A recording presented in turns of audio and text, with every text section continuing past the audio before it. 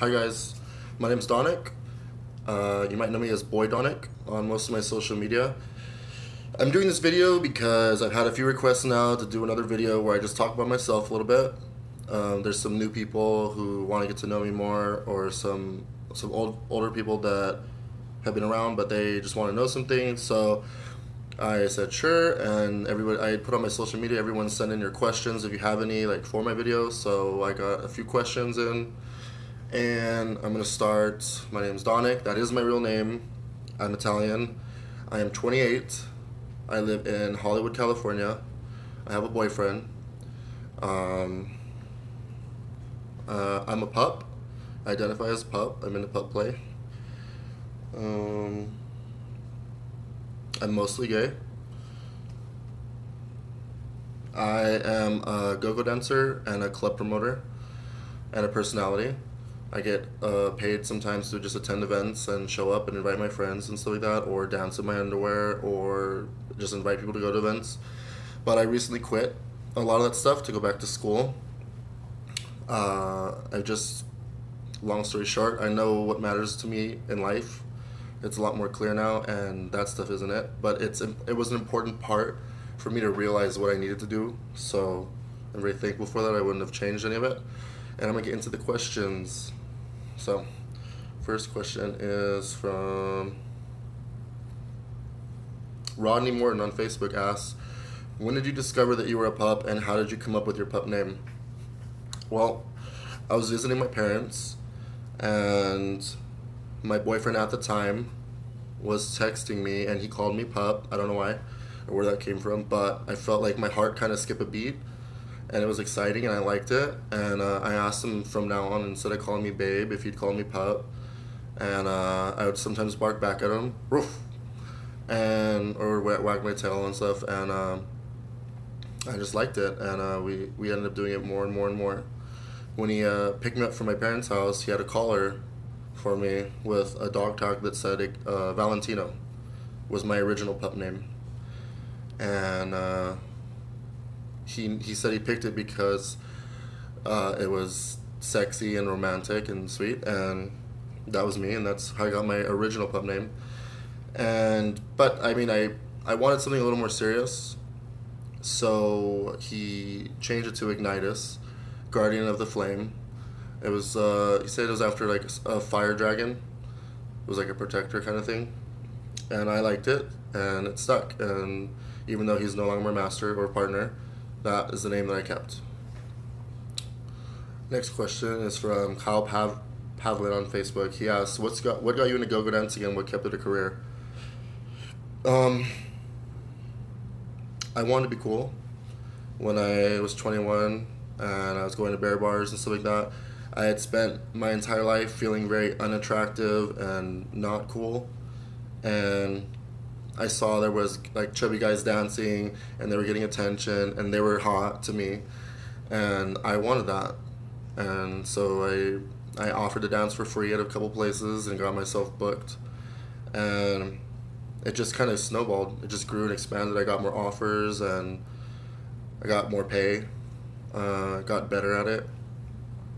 So it just kind of grew every year. It kept growing and growing, and I asked myself, where is this going? I'm not really sure, but I was enjoying the ride, and I told myself once it kind of like flatlined, I would pull out.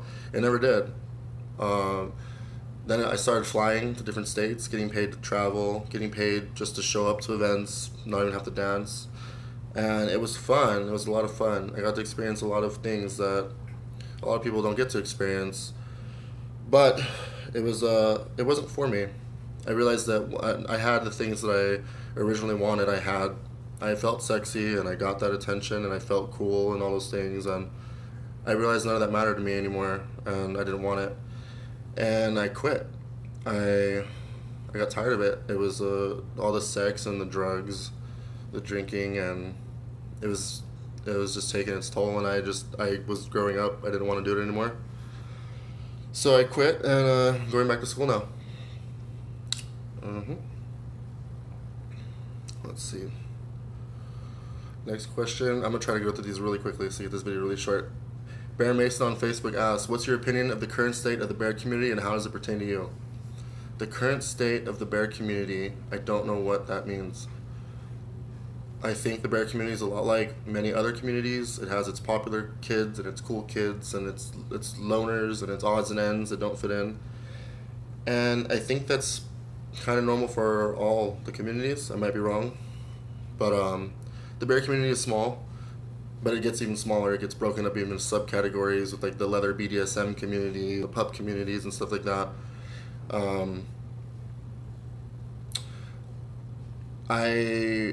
How does it pertain to me? Like, where do I fit in the bear community? I was originally focused on what was on the outside, like most people, muscles and things and stuff and status. And I realized that none of that stuff is what I actually wanted when I was hanging out with the muscle guys and the cool guys and whatever. They were so obsessed about what was on the outside. What was on the inside just kind of was shit there.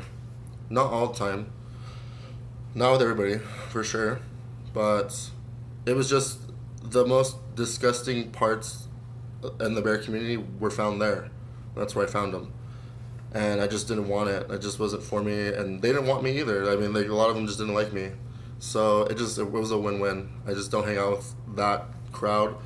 I prefer to hang out with the odds and ends that don't really fit in, and that's where I feel comfortable. I like what's on the inside. The only thing I need, if you want to kick it with me, is a sense of self and just being a good person, loving yourself, and loving others. That's all I need. So, that's all I need. Juan Torres on Twitter asks, any people you'd like to meet and work with? What's a perfect day for you, and any kinks you want to try? A person I want to meet and work with, I have met and worked with everyone I want to meet and work with. I don't have a long list. I don't chase celebrities around. I want to work with this or something, I would be honored to work with a lot of people out there. It's just I never wanted to. There is a cubby, Dean Gage, aka Pup Trash. I would love to work with him at least once. I've had the fortune of being able to work with all the people I've wanted to work with. A lot of great people. Dean Gage, I'm sure our paths will cross at some point, so yeah. What's a perfect day for me? Waking up with my boyfriend on one side and my second boyfriend, which I don't have yet, on the other side, and us doing some morning wrestling and having breakfast and playing video games and ordering pizza and doing some more wrestling and then watching anime and going to bed and maybe doing some more wrestling. Just a lazy day. I don't need a lot. Just a lot of wrestling, maybe. Any kinks I want to try? There's a lot of kinks I'm open to, but not necessarily that I want to try. A kink I want to try is sounding. If you don't know what sounding is, you can look it up. It's spelled just like it sounds. Jonathan Russell on Facebook asks, what do you want to accomplish with your success in the bear community? Whatever success I have or don't have, which changes depending on who you're talking to, I want to use that and the momentum that I've built to help people learn to love themselves and love each other. And I think a lot of people say love yourself, and they don't fucking love themselves. They don't even know what that fucking means. They don't get it. You can't love yourself unless you have a deep understanding of yourself and understanding of other people and the world and how all that shit works, and loving your flaws and really understanding and accepting them as part of you. So if I can help people do that, I want to help people be able to do that. So that's what I want to do. Kyle Pavla on Facebook asks, how did you get your perfect cut body? Well, I try not to move as much as possible. I don't want to unnecessarily burn any calories that I don't have to burn. I play a lot of video games. I eat a lot of sushi and pizza. And sometimes I go to the gym and I lift things until I can't lift things anymore. And then I try to play the take off your shirt game. And I sit there with my arms all tired like, I can't lift my shirt. So just do that, I guess.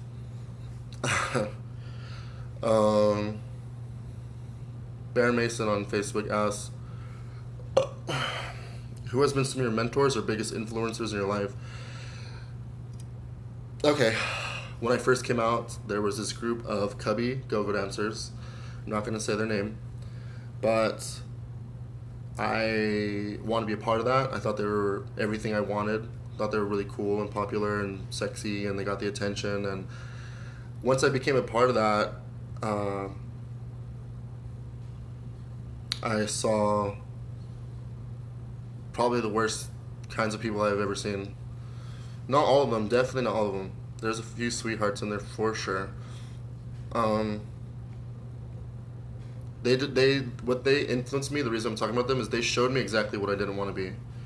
I didn't want to use my popularity or any popularity or success that I have or don't have, whatever, and treat people like that. So they showed me that what I wanted to fight against, exactly what I didn't want to be. And yeah, so I'm glad I got to do that. That was an important lesson for me. Mentors, I don't have any mentors. There's no one who's like actively mentoring me or who has actively mentored me. I've learned a lot from my friends, through my friends. I wouldn't say they were my mentors, but they've taught me a lot. There's a few people I look up to. My old roommate in Baldwin Park was one of the few people that I looked up to. I really enjoyed his perspective on things. I enjoyed that he kept an open mind on a lot of things, and I just wish that more people were like that. And I have met a few more since then. I haven't met him. We talk online. Guy in Texas, and there's another guy in Brazil. Hi, Julian. But I know they're out there and they exist, and that it makes me happy. I'm glad there are people out there. And if it's within your power to help someone gain perspective or learn about things like that, then you should do that. Like, what kind of a person has the power to make a difference and then chooses not to do that? So I think if you're one of those people, you should do it. Harvey Quinn on Twitter asks, in your honest opinion, where was the best sex you ever had? In my honest opinion, I mean, I've had a lot of good sex. The best sex, as far as location goes, I think the beach was pretty interesting. I don't really want to get into it too much, but yeah, beach is interesting. And you'll be cleaning sand out of your cracks for weeks, and cracks in your body didn't know you. Never mind. Moving on. Rico Lopez on Facebook asks, what was a turning point in your life that helped you become a better person, and what did you learn from that situation? Not too long ago, I had a friend struggling with addiction and tell me that he needed my help, and I talked to him, and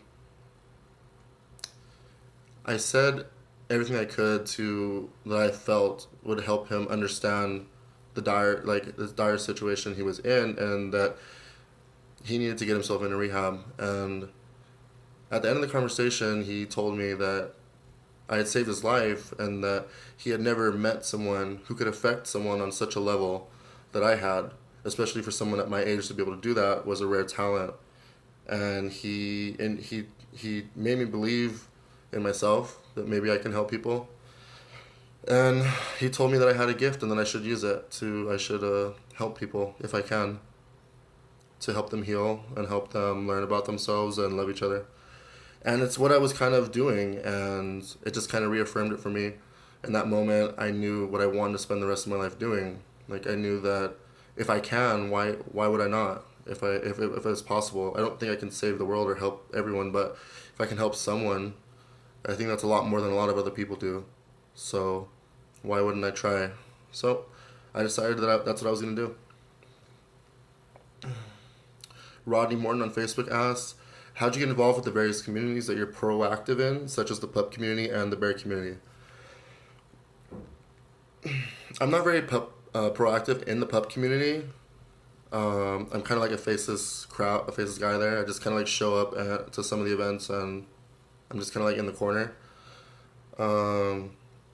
As far as being proactive, I just try to explain it to other people and help them keep an open mind about it. A lot of people have a visceral reaction to it, and they're just like they have like this, they have their ideas of it. So I just try to help them keep an open mind and talk to them about it.